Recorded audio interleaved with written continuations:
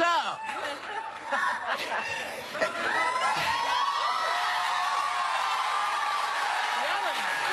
wait, before we do anything, I have to, people get nervous about my shirts, apparently, now every day. It's a quote from Frank Zappa. Will you read it for me, please? A mind is like a... parachute. A parachute. It doesn't work if it's not open. Nice. Frank Zappa, brilliant. I like that. He was good, yeah. Speaking of which, Donald Trump is facing a bipartisan backlash for attacking civil rights icon and Georgia Congressman John Lewis after he questioned Trump's legitimacy as president. Now, Trump claimed Lewis's district is in horrible shape, crime infested, and that he's all talk, and no action. First of all, somebody give Donald Trump a history book. Okay, let's start with that. Because for years, Donald talked about how Obama should not have been president because he wasn't an American citizen. Right. Now, that's fake news, but he ran with it and ran with it. So if John Lewis feels that he's not the legitimate president because of all of the Russian murkiness that we're seeing, doesn't he have as much right to say that as Trump had to say that Obama wasn't legitimate president? Yeah. So what's the problem? I also don't think it's a coincidence that John Lewis said this on Saturday. And I think what better way to get Trump to respond than to insult him? And on the weekend of Martin Luther King, with John Lewis being a revered civil rights activist and all that he did for the movement, I think this was a tee it up and he'll swing at it. And this is what I've said about the danger of the Twitter and the impulse control. You say one thing, and he will lash out. And that's exactly what happened. And this will be very dangerous when we start playing internationally. Exactly. I mean, that's what worries me. And what also worries me, to your point, Whoopi, that you always make about history. Donald Trump tweets about John Lewis and says that he is all talk and no action. And you're talking about someone whose skull was fractured on the bridge during the march on Selma. Right. You're also talking about... You know, Donald Trump likes activists whose skulls were not cracked. Yeah, it must be, you know. And I think it was just sort of the height of hypocrisy because Donald Trump is someone that had, I think, 5 deferments. Yes. Because of alleged bone spurs. So he's sort of... Hemorrhoids, I think, wasn't it? Well, you know, he's and scary that someone who is so easily wounded and whose reaction, which is what he told Megyn Kelly, is to wound. He's going to have... Well, at least do your homework, man. Come back when, you know, you can't do it for 8 years and then be pissed off that someone does the same thing to you, comrade. You can't do it. I think he has to learn to be comfortable with, there's going to be some people that don't like him, and there's going to be some people that disagree with him. I mean, You see people get up like that. But if you do anything, I just said your point, he has only a 40% favorability, and as he would say, sad. But it's sad. And if you do anything policy-wise that's going to shake things up, I mean, let's face it, if you repeal Obamacare, if you do anything major, there's going to be a segment of the population that supports what you do, and then there's going to be a segment that rallies against you. That's why you have 2 political parties. It seems that he expects everybody to just fall in line, and that's just not what this country was built on. I understand what he's saying about... If he were king, it would work. Right. Well, he's not. This is not a monarchy. And I understand that when you say that someone isn't legitimate, I understand that people jump and say, well, we don't know. We don't know exactly what role Russia played. He may have won anyway. I get it. I understand that term is very heated. But what's the problem with, if that's somebody's point of view, let them have it. It's okay. But he wants to be loved. And he's still tweeting this morning, people. He wants everybody to love him. This morning was the most recent tweet about John Lewis. Morning? He said, John Lewis said about my inauguration, it will be the first one that I've missed. Wrong or lie. He boycotted Bush 43 also because he... Second tweet.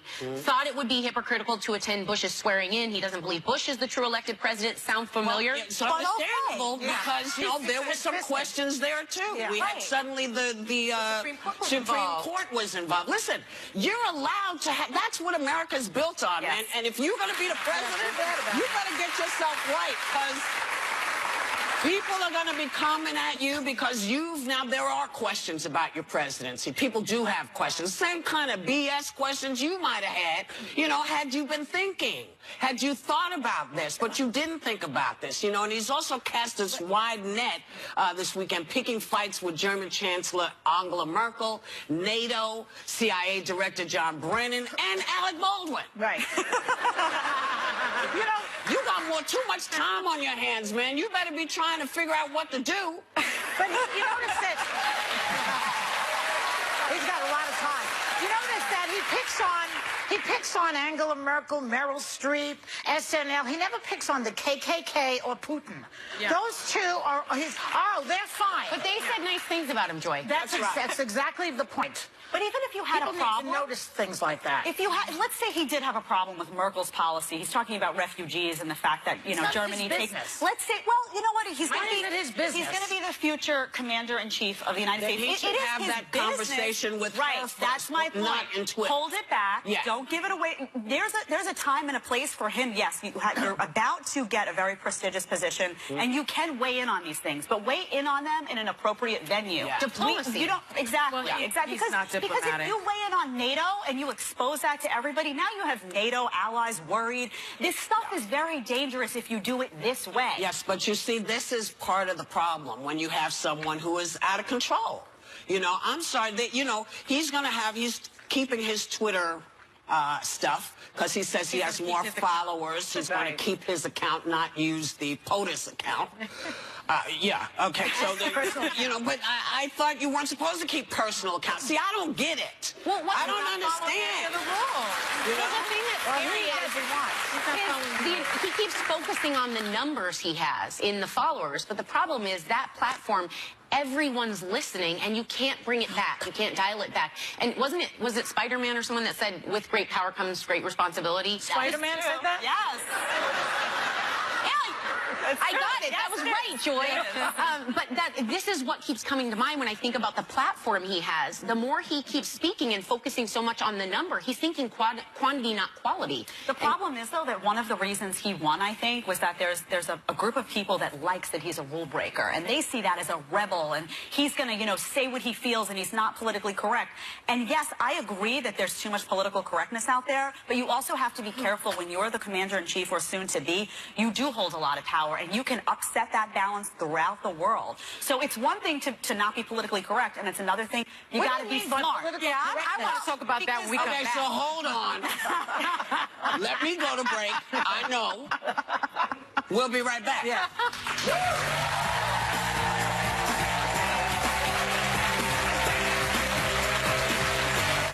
So Hot Topics on The View are only getting hotter. Here we go. And everyone wants to join this party. Still ahead, a View exclusive.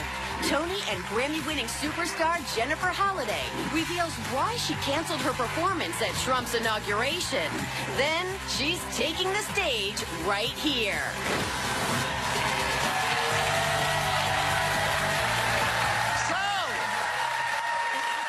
When last we met, a conversation was about to happen about what does PC mean.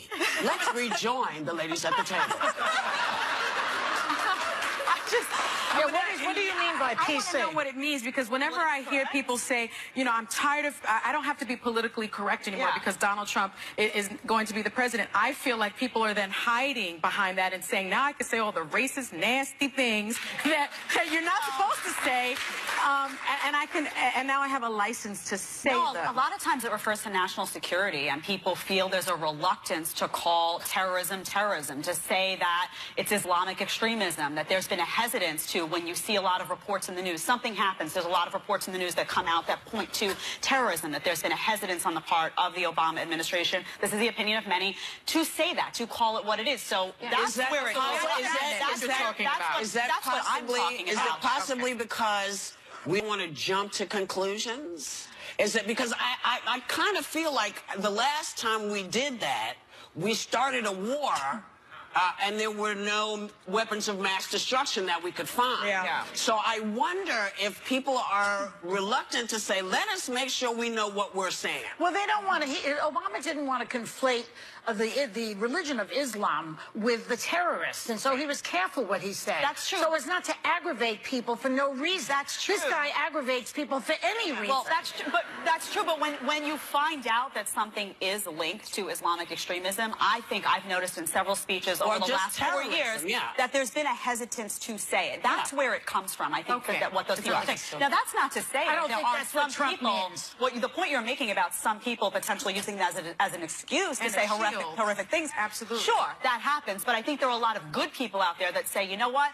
Let's just call something what it is. Let's not walk on eggshells. Well, They feel a lot of politicians walk on eggshells and don't tell the you're truth. being very specific, and I love that about you, and I appreciate that about you, because you're not just throwing words out. But when Donald Trump starts talking about being politically correct and not wanting to be politically correct, he's not talking just about national security. No. Jen. Well, he's a different talking breed. about But also, I also He likes think to that grab him by the you-know-what. That's what he means. Well, and that's what he's talking about. And I think every president should do that. I think every president should not just spout off and say, that's what it looks like to me. I think they should wait and say, you know, it is terrorism. You know, we don't know who's involved yet. You don't know until you catch the people. Yeah. You don't know. So I think it's much better. And you know, as far as being PC, you know, listen, PC only means something if it's not you they're talking about. Yeah. You know, so I think people who practice Islam don't want to be referred to that way, because that's what people say. You can't put Islam out there without attaching terrorism to it. So maybe that's why he doesn't, or he didn't leap to do that. But, you know, he doesn't get the benefit of the doubt. But you know what? Many performers have refused to play at the Trump inaugural events. And one of the biggest names who dropped out recently was Tony and Grammy Award winner Jennifer Holliday, who's going to be talking to us in a bit. And so some people feel like they shouldn't be taking a stand, and people feel they should, if they're asked, they should go. And Well, you know, even the E Street Band's cover band, which is called the B Street Band, has pulled out. So even a fake band doesn't want to play. It's like it's not Springsteen. I will tell you, And wait, there was a picture on Facebook today of a karaoke machine that said, I'm not playing there either. I mean, no one wants to go. But, you know, we were talking about this with the audience after the break, and Joy knows I've really struggled with this issue. Which one? Going to the inaugurations, being very supportive of this president, because I do think as a country we need to start coming together. And that's the thing. I've spoken to you. I've spoken to some of my dear friends who are not going to the inauguration, who live in D.C., who work for the Justice Department, and are taking like refuge in my house in New York. And I realize now, yeah, they're coming here. And you just told everybody where they are. Yeah, but what I realized... Get to your point so you can hide them again. I know.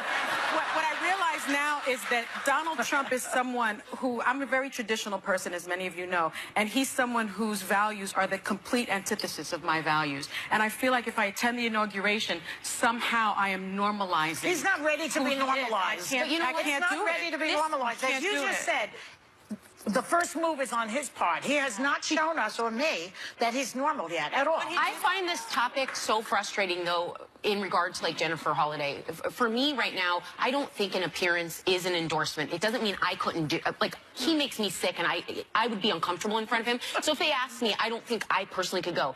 I don't then project on anyone that does go that they're okay with it, that they're normalizing it. I think the bullying that's happening to people that speak out is the worst part of our country right now, is showing up because okay, this is supportive of Trump, people that are supportive of him. First of all, okay, let me just be clear on this. The election disappointed me with conservatives, including some of my own family members, because I thought, I can't believe this is happening.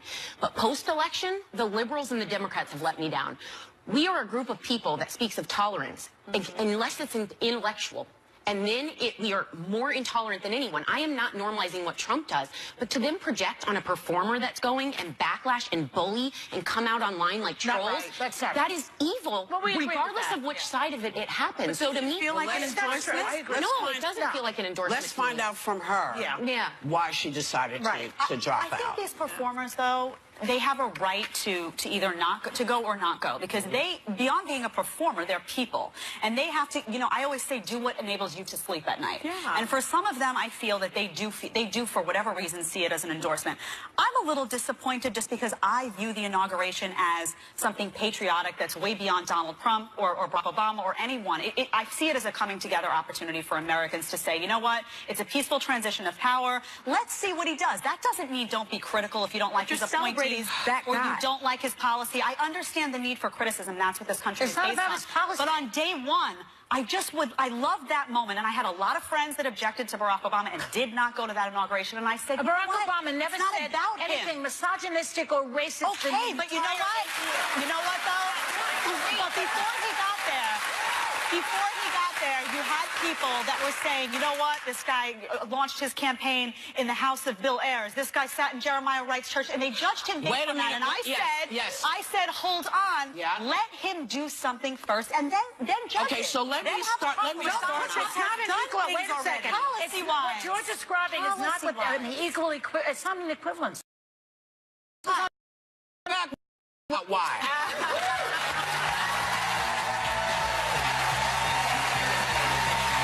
Coming up, a View exclusive. Singing song. When last we met, Here we go again. there was a whole conversation about why Barack Obama was Different? Like it was a So, different... say your point Yeah, again. And that I'll was say what why. you were No, I was just saying there were a lot of people who judged him before he got into office and Because of said, Reverend Wright. this was a guy who sat in Reverend Wright's church. This is a guy who launched his political career in the home of a domestic terrorist. That's Bill Ayers. And because of that, they made assumptions about what he was going to do in office, which did not hold true. Okay, here's the answer to that. Reverend Wright is the person who said those things, not Barack Obama. Don't wait a minute. I didn't finish my thought. So that what you are doing is guilt by association, which is different from what... Well, I didn't...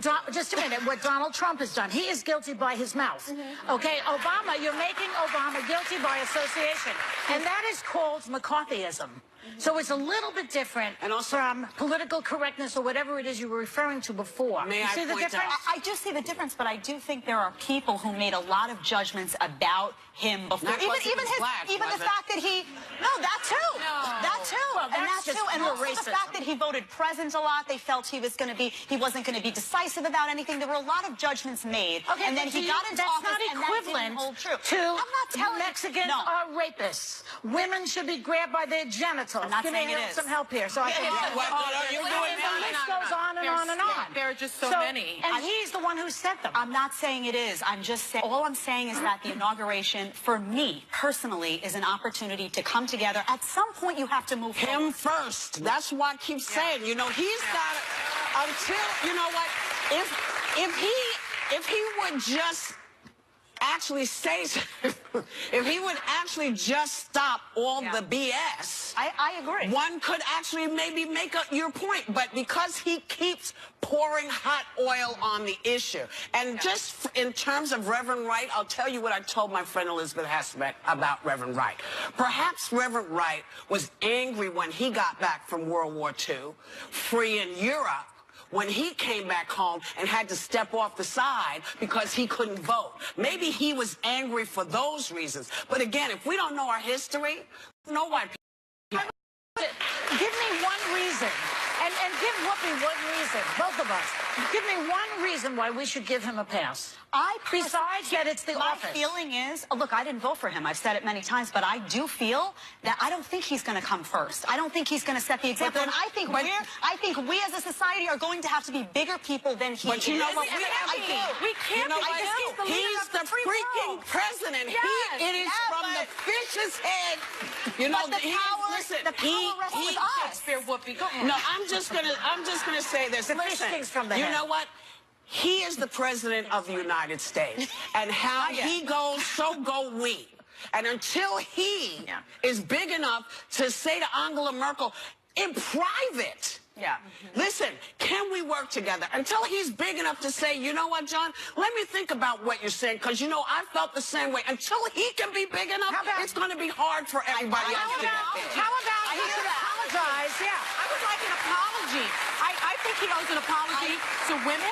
He owes an apology to people of color. He owes an apology to John Lewis. I agree with you. You guys, but while we're waiting for those apologies, which probably aren't going to happen, and while we're waiting for that speech of unity, which probably isn't going to happen, I think we need to not put down the people that decide to be a part of these things because we're bullying them. Well, by I projecting. don't want to say we because I want to find out why Jennifer changed her mind. So we're going to go come right back with Jennifer Holliday. We'll be right back.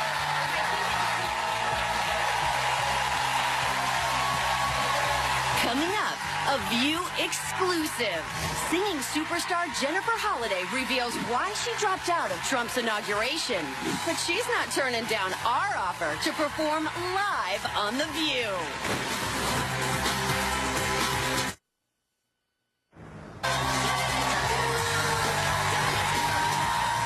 We were just talking in Hot Topics about acts who are refusing to perform at Donald Trump's inauguration events. And right now we're joined by Grammy-winning, Tony-winning, fabulous woman all the way around, superstar who made headlines for dropping out of her scheduled performance. Here to tell us why, please welcome the most fabulous and amazing Jennifer Holliday.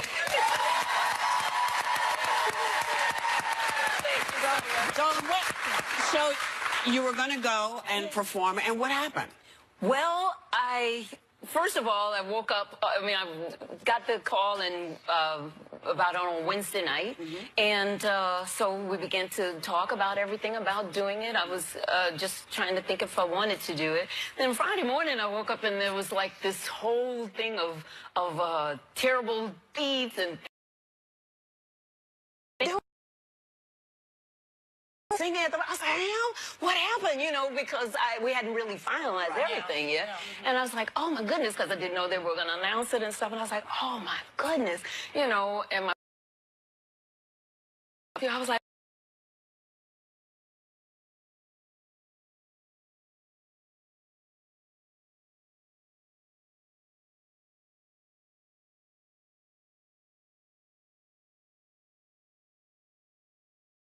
Why did you consider performing at the inauguration? because I'm an artist and I love America. I just really, you know, and it just didn't dawn on me. I have performed for 4 other presidents. You know, I started with Ronald Reagan, Daddy Bush, the Clintons, and during their 8-year time, and during the 8-year time of even the Clintons, they had people who were of different kinds. The Clintons had all kinds of friends. It really wasn't a thing back then.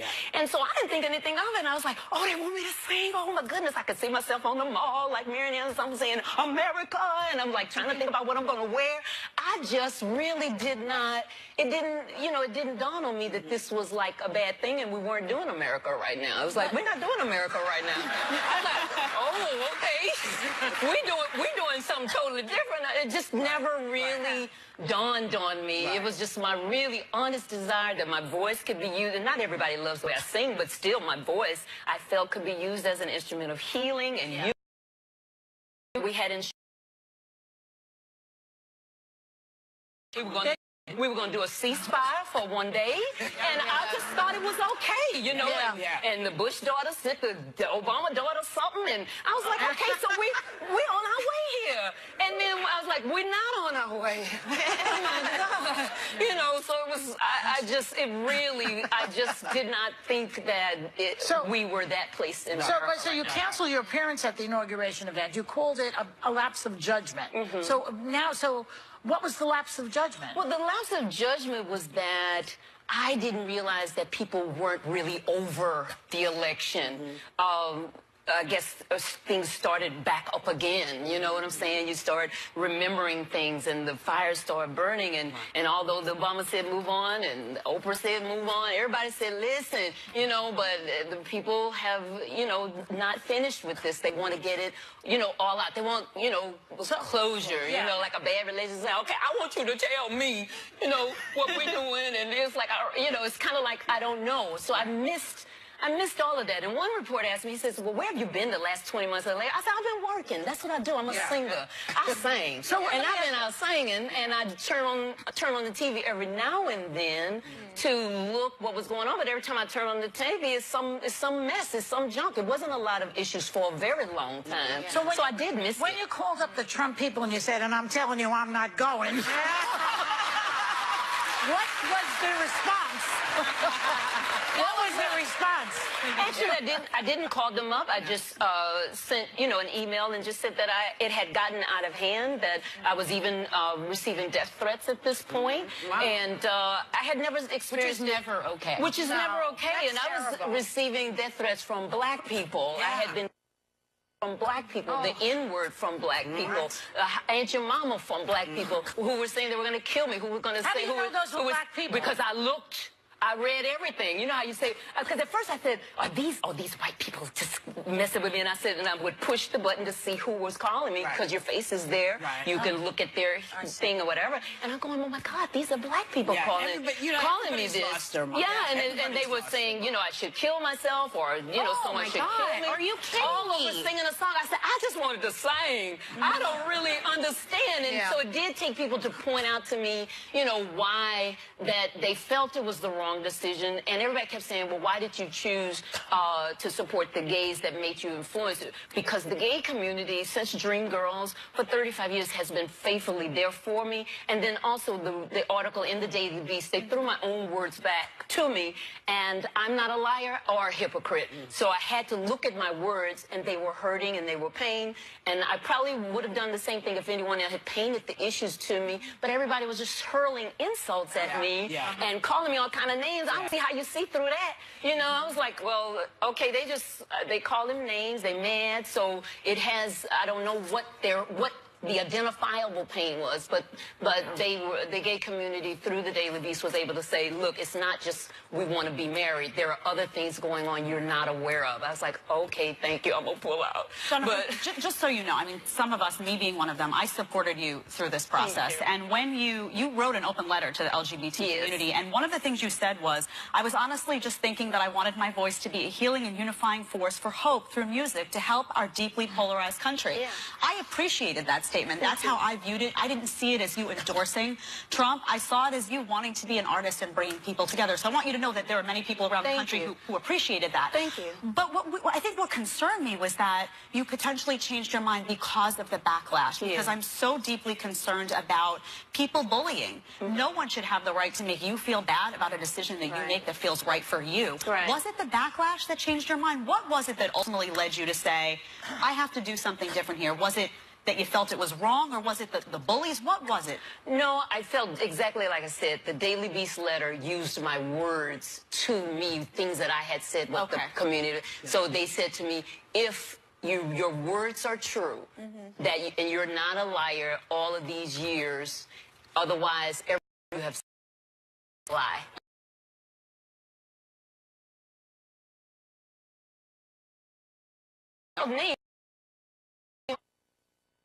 I grew up in a mixed middle-class neighborhood. I've never even, in Texas, and I've never been called the N-word. And I was like, wow, we've come to this. This is part of the reason why I encourage people, stay off your Twitter. Don't read your Twitter, because the people who are tweeting you, don't know anything about Trump, too, right now. Well, when they speak that way, they're as bad as him. But this is why I say it has to come from the top. This has... As long as he's doing this, I know I'm going as fast as I can. As long as he continues to do this, this is what he's leading. He needs to stop and say, okay, I get it. Like Jennifer said, I saw what the people were saying to me. That's what made me take another stance. This is what we need. And Mr. Trump, if you want to see Jennifer perform, you should be watching the rest of the show, because she's going to be singing right here. We'll be right back.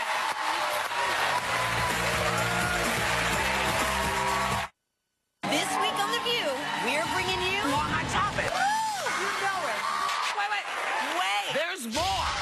Because Bryce Dallas Howard hits the table, and we can't stop laughing with Jim Gaffigan. Plus, What's Cokie Roberts' take on the inauguration? Wait for that one. Jennifer Holliday won a Grammy Award for her brilliant rendition of Duke Ellington's Civil Rights Era classic, which is a song we all need to hear right now. Performing Come Sunday, please welcome Jennifer Holliday.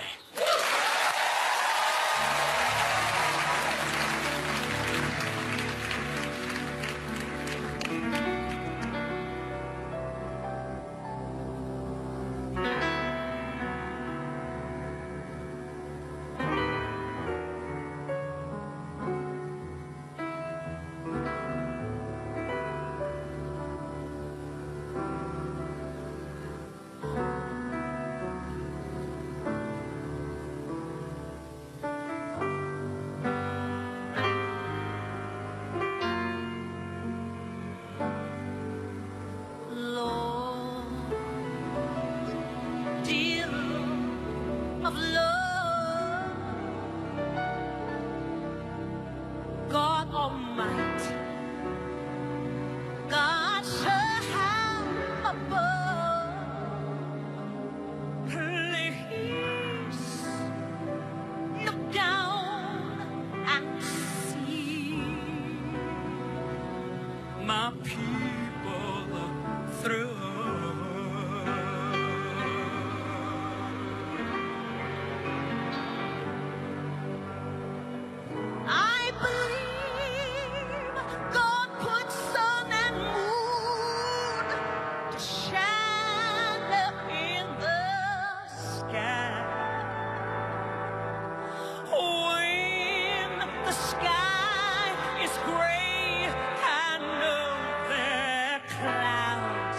Just passing by. Lilies of the valley, they neither toil nor spin, and flowers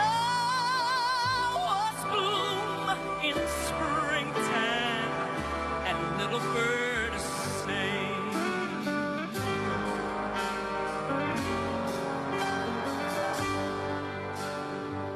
Often will feel weary, but God knows, He knows our every care. Go to Him and He'll hear your every prayer. He'll give peace and comfort to every troubled man. Come Sunday, come Sunday, that's the day.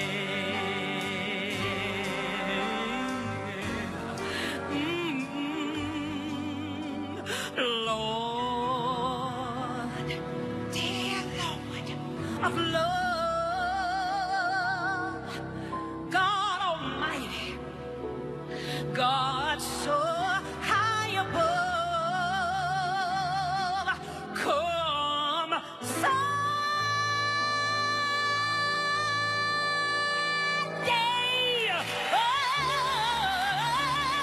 come Sunday, that's the day,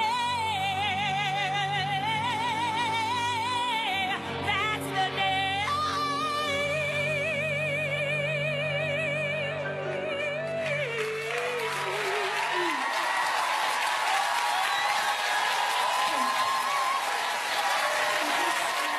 Tonight on ABC.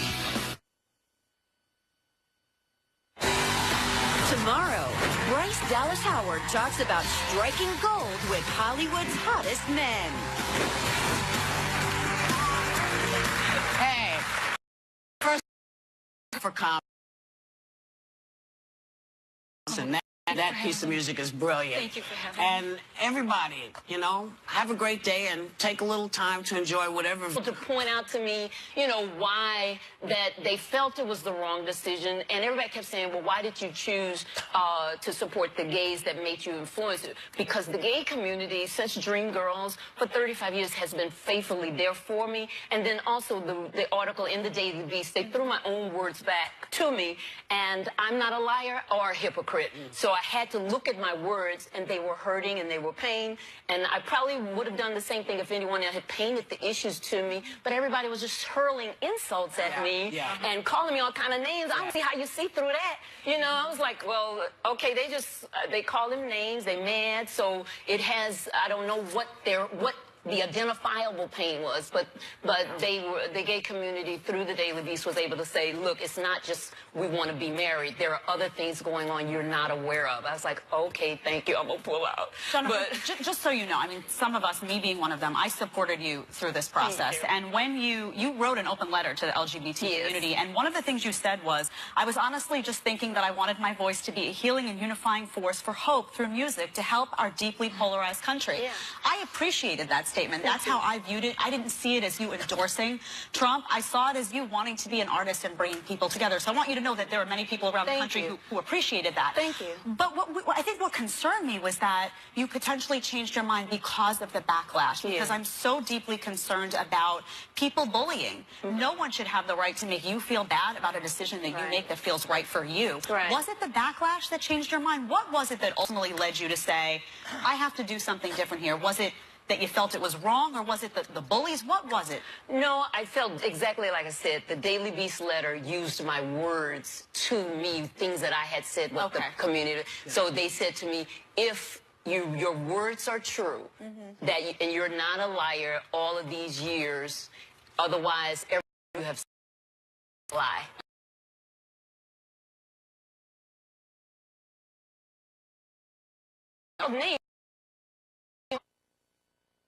I grew up in a mixed middle-class neighborhood. I've never even, in Texas, and I've never been called the N-word. You know what? And I was like, wow, you know, we've come to this. This is why, this is part of the reason why I encourage people, stay off your Twitter.